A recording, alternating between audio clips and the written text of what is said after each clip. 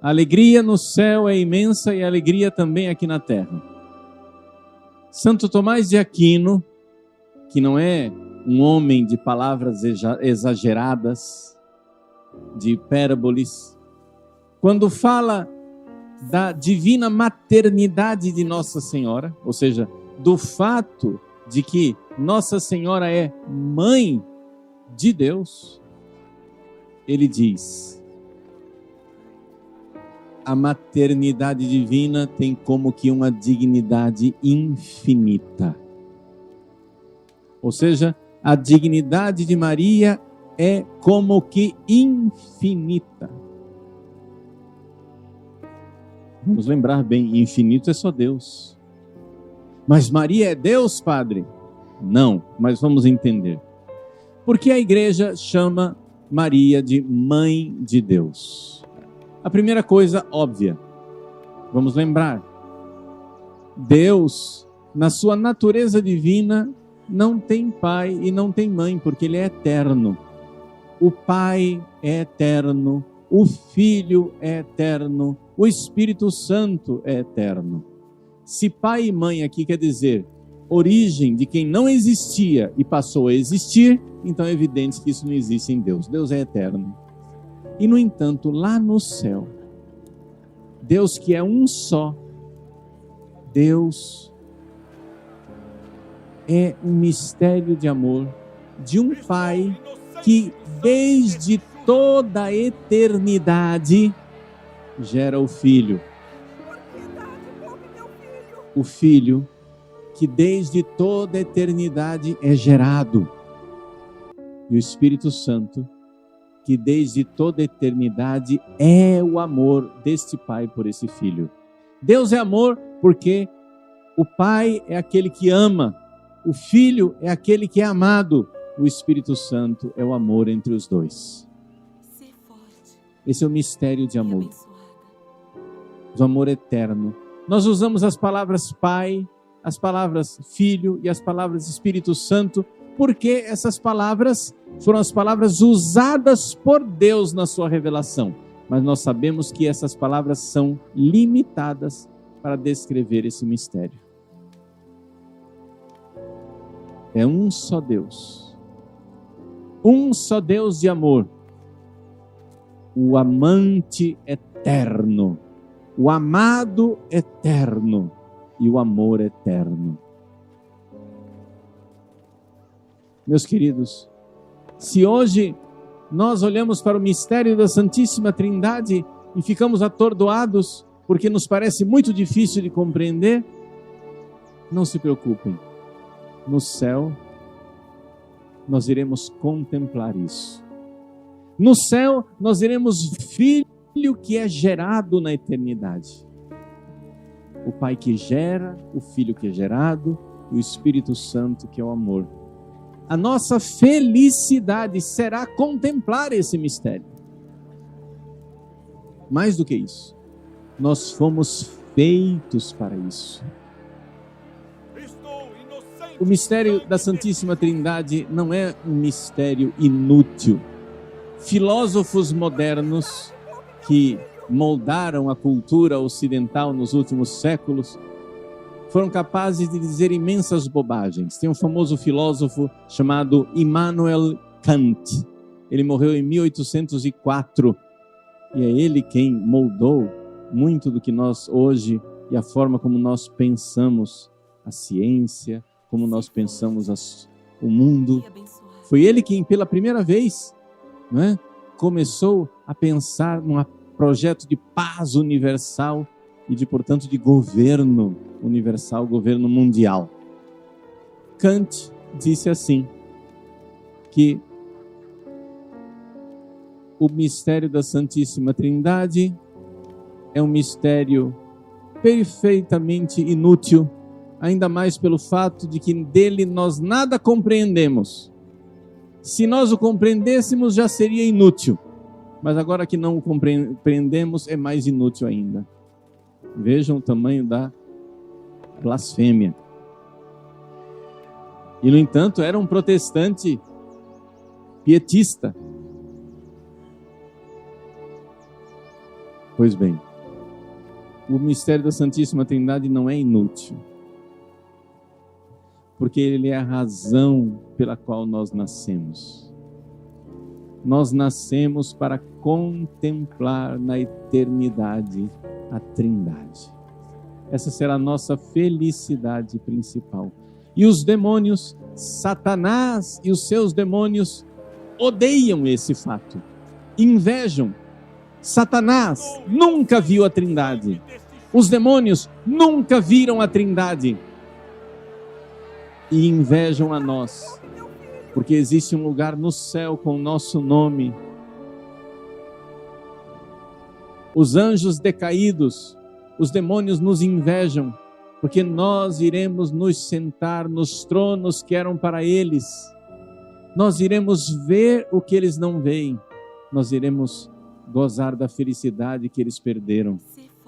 Nossa bem-aventurança, nossa felicidade é ver este amor infinito, eterno e perfeito. Meus queridos, essa é a primeira coisa que eu preciso dizer para vocês. A nossa felicidade é o amor. Um pouco disso você vê aqui nesse mundo ainda. Qualquer um sabe que a felicidade de uma pessoa é o seu amor. Quando você se apaixona por alguém,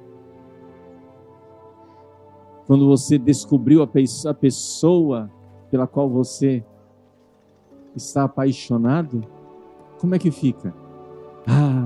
Rindo à toa, feliz, contente. Por quê? Porque a felicidade brota do amor. Mas é claro, todo amor humano é um amor que esmorece, é um amor que murcha, é um amor que passa. Por quê? Porque a gente descobre que aquele que nós amávamos, aquela que nós amávamos é cheio de defeitos, e aí o amor vai murchando. Agora imagine que você no céu verá o amor que não tem defeito, verá o amor perfeito e eterno. Que felicidade sem limites, que alegria! Não existe palavra na língua humana que seja capaz de cantar a alegria do céu. A alegria é a felicidade do Pai, a felicidade do Filho, a felicidade do Espírito Santo, esta bem-aventurança eterna para a qual nós somos chamados. E no entanto, nós que fomos chamados para esta bem-aventurança eterna, preferimos as misérias, preferimos as criaturas, voltamos as costas para Deus e nos volvemos para as criaturas. Que miséria, que tragédia. É o pecado. Pecado, dizia o falecido Papa João Paulo II, hoje canonizado e santo, pecado é procurar Deus onde Ele não se encontra. Procurar a felicidade onde ela não está. Deus, então, se compadecendo de nossa miséria, do fato de que nós literalmente nos desgraçamos, que nós perdemos a graça, perdemos a felicidade eterna, Deus veio do alto céu. Deus que é Pai, Deus que é Filho, Deus que é Espírito Santo, três pessoas num só Deus. A pessoa do Filho, atenção, a pessoa do Filho eterno, Estou inocente do sangue deste justo. Criou para si, no ventre de Maria, um corpo e uma alma humanos. Quando nós nos ajoelhamos na noite de Natal, dizendo, e o Verbo se fez carne e habitou entre nós, a palavra, o Verbo se fez carne, é uma forma, né, hebraica, é um hebraísmo, é uma forma de dizer, Deus criou para ele uma humanidade. Deus queria estar tão perto, tão intimamente unido a nós, que ele quis ter uma natureza humana. Então, o mistério de Jesus é este. O mistério da encarnação que nós adoramos no Natal é o mistério de uma pessoa divina e eterna que agora tem duas naturezas, a natureza divina e a natureza humana. Essa natureza humana, ela foi milagrosamente criada por Deus no ventre de Maria. Mas nós sabemos, as mães sabem, não interessa como é que o filho foi aparecer dentro da sua barriga, as mães sabem que o filho procura um ninho no útero, no endométrio, na barriga da mãe.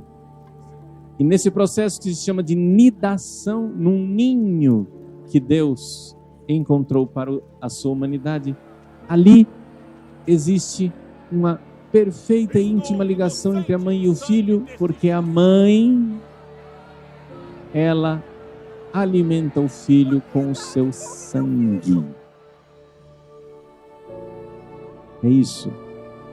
Claro, não pensem que eu sou ingênuo de não saber como funciona o processo. O sangue da mãe, através da placenta, alimenta o sangue do filho. Mas é o sangue da mãe que alimenta. É dali do sangue da mãe que vem o oxigênio, é dali do sangue da mãe que vem os nutrientes. Pelo cordão umbilical de Jesus, Jesus era gerado por Maria. Vejam que mistério incrível. No céu, o Pai gera o Filho desde toda a eternidade. Aqui na terra, Maria gera essa mesma pessoa numa nova natureza. Numa natureza que Deus não tinha antes, natureza humana. Maria é aquela que é mãe, que gerou a natureza humana de Jesus. Aí você chega e diz assim: ah, padre, se é assim, então o certo é dizer que Maria é mãe, não de Deus. Ela é mãe do homem Jesus. E aí que vem o seu grande erro. Por quê? Porque nós, quando olhamos para uma mulher, nós não perguntamos do que é que ela é mãe. Nós perguntamos de quem ela é mãe. Deixa eu explicar. Isso vai esclarecer sua fé católica. Uma mulher só pode ser mãe de um homem, sim ou não? Homem no sentido amplo, homem ou mulher, como queira. De um ser humano, sim ou não? Então, se eu chego e digo, se você chega e pergunta para minha mãe chama-se Rejane. Dona Rejane, a senhora é mãe do quê? Se você fizer essa pergunta para ela, ela vai ficar ofendida, sim ou não?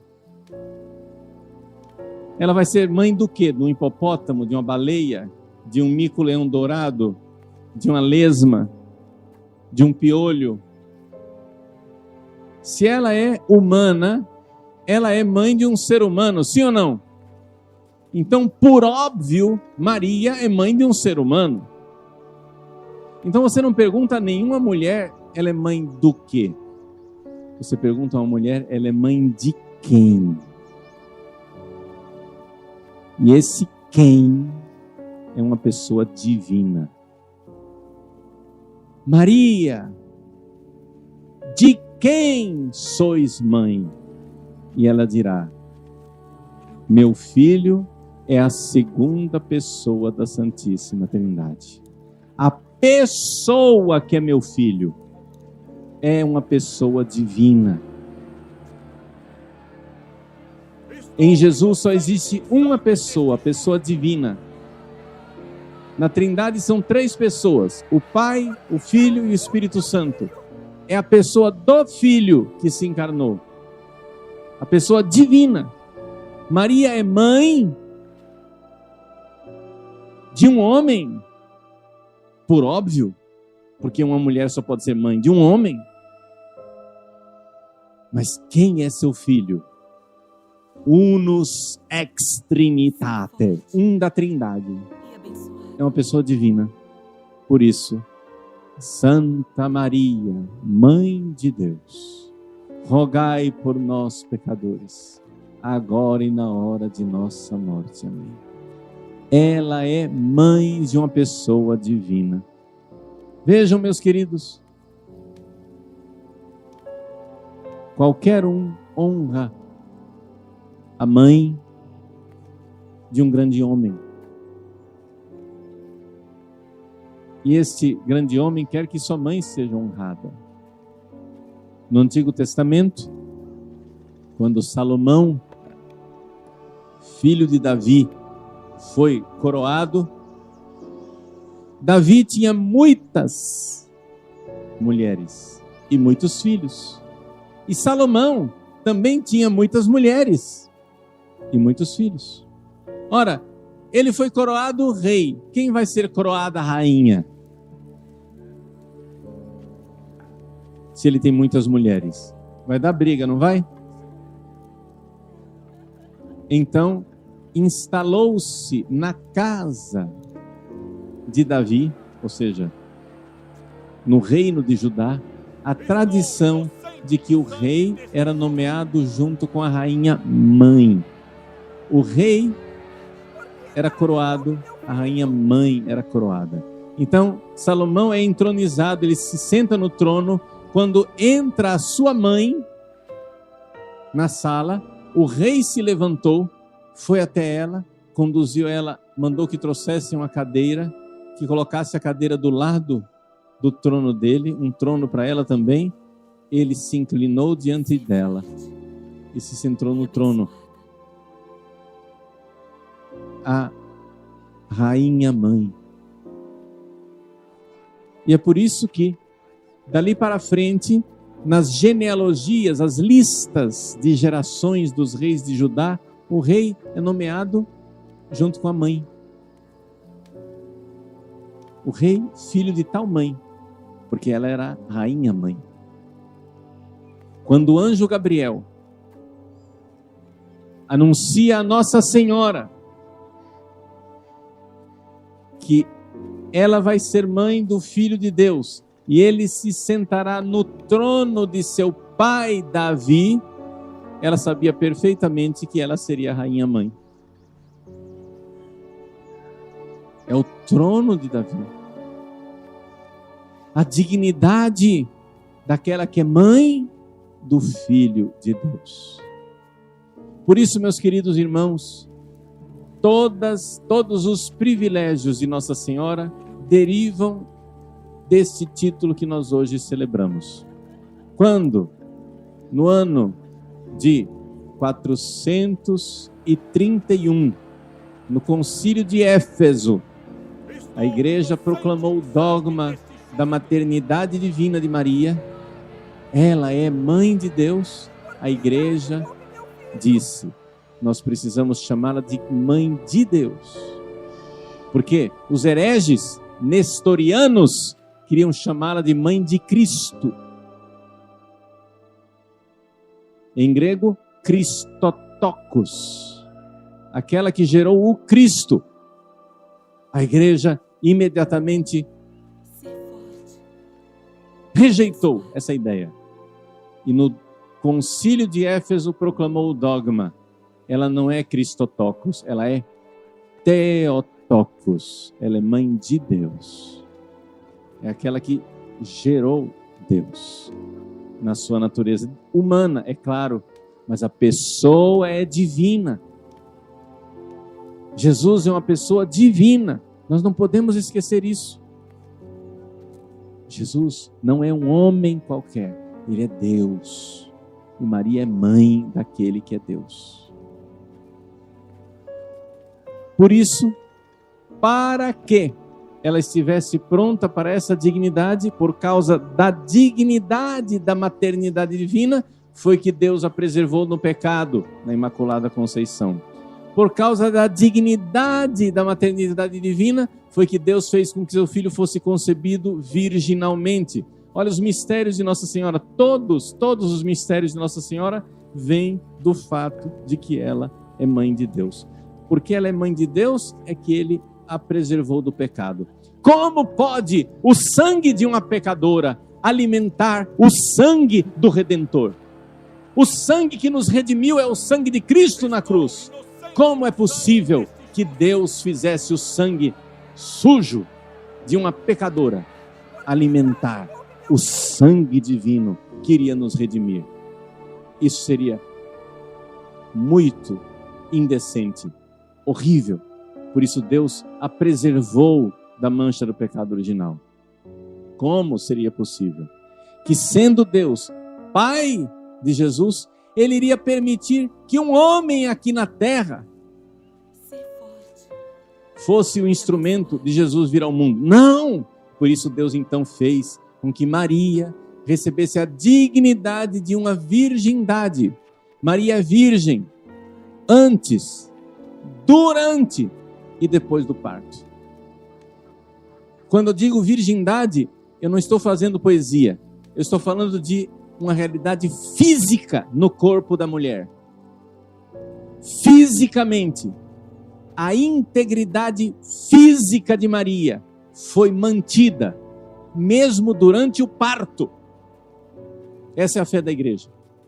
Porque era necessário que permanecesse, mesmo que ninguém visse, mesmo que ninguém enxergasse isso, era necessário que permanecesse ali um testemunho concreto, físico, da integridade de Maria, mãe de Deus. Que aquela criança não é filho de um homem, é filho de Deus. Aquele que tu conceberás será filho de Deus. A virgindade de Maria, ela está baseada nesse mistério grandíssimo da divina maternidade. E é exatamente por isso que Maria, então, terminados os seus dias aqui na terra, esse corpo que amamentou o corpo de Cristo, esse corpo que gerou o corpo de Cristo, esse corpo que embalou o corpo de Cristo, não poderia se corromper e apodrecer. Terminados os seus dias aqui na terra, a Virgem Maria, ressuscitada, subiu aos céus. Por quê? Porque ela é mãe de Deus. E porque ela é mãe de Deus, ao chegar no céu, Deus fez exatamente aquilo que Salomão fez aqui na terra. Ao chegar no céu, o seu filho a acolheu e deu um trono para ela, a coroação de Maria. Ela é rainha do céu e da terra. Por quê? Porque ela é mãe de Deus. E não bastasse toda essa grandeza, ela ainda é, para nós, mãe na graça. Sim. Aos pés da cruz, Jesus olhou ao redor e procurou o único sacerdote ordenado que estava ali no Calvário. Chamou São João e disse: eis aí a tua mãe. Ao dar Nossa Senhora, Maria, como presente para São João, Jesus estava dando à humanidade inteira uma mãe, mas estava dando através de um sacerdote ordenado, São João. E ali, a Mãe Santíssima passou a exercer uma função diferente para nós. Por quê? Porque ela estava lá aos pés da cruz, como co-redentora. Que quer dizer co-redentora. Quer dizer o seguinte: nós temos um único Redentor, que é Jesus Cristo. Só que acontece o seguinte: Jesus é Redentor porque Ele tem um corpo para oferecer em sacrifício. Ele morreu na cruz, senão Ele não seria Redentor. Deus, lá no céu, antes da encarnação, não tinha corpo. Deus então disse: eis que vem o Senhor fazer a vossa vontade. Fizeste para mim um corpo. E eu disse: eis que venho fazer a vossa vontade. Jesus veio para fazer a vontade de Deus e morrer. Quem deu esse corpo a Jesus? Maria. Ou seja, foi ela quem providenciou o cordeiro para ser imolado. Ela é corredentora porque ela nos deu o Redentor. E não somente isso, ela é medianeira de todas as graças. Sendo medianeira de todas as graças, nós sabemos que Jesus é aquele que trouxe para nós a graça, mas a graça veio ao mundo através de uma porta, e essa porta é Maria. Foi por esta porta que a graça entrou no mundo. Foi por esta mediação que todas as graças com Jesus entraram no mundo. Portanto, todas as graças nos vêm através de Maria. Meus queridos, eu termino dizendo aquilo que eu disse inicialmente. Santo Tomás de Aquino nos recorda que a divindade da maternidade de Maria, ou seja, Maria é humana, mas a sua maternidade é divina, tem uma dignidade infinita. Nós estamos aqui e eu estou tentando explicar para você, motivar você, para que você nesta missa dê um grande graças a Deus, um grande louvor, e a sua fé católica fique firme e sólida, e você não tenha medo de professar a sua fé na Virgem Maria. Não seja um filho acanhado. Não seja acanhado na sua devoção a Nossa Senhora. Porque muitos católicos ficam com medo dos protestantes, né? Com medo, acanhados, dizendo: não, é assim, é que Maria é discípula de Jesus. É evidente que ela é discípula de Jesus, mas ela é muito mais. Que discípulo de Jesus podia olhar para Jesus e chamá-lo de filho? Que discípulo de Jesus teve o papel de cuidar dele, nutrir, educar? Meus queridos, a maternidade de Maria coloca Maria num outro patamar. Os protestantes não gostam de venerar a Virgem Santíssima porque eles não gostam de venerar ninguém. Eles não creem na santidade. Protestante não crê que é possível ser santo, muito menos santíssimo como Maria. Eles não creem na mínima santidade. E com isso, eles abastardam o cristianismo, porque a religião do Deus de amor não tem filhos amantes, não tem filhos que amam. Como é possível nós sermos filhos de Deus e não amarmos como Deus? Só se nós tivermos a graça de poder ser santos.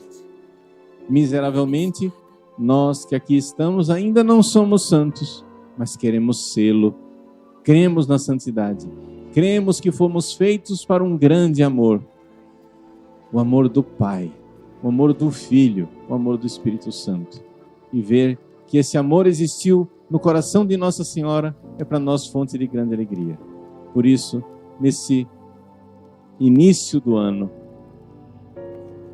a Igreja olha para a maternidade da Mãe Santíssima e adora a Deus, que fez tão grandes coisas. E com ela diz: o Senhor fez em mim maravilhas. Santo, Santíssimo, na verdade, é o seu nome.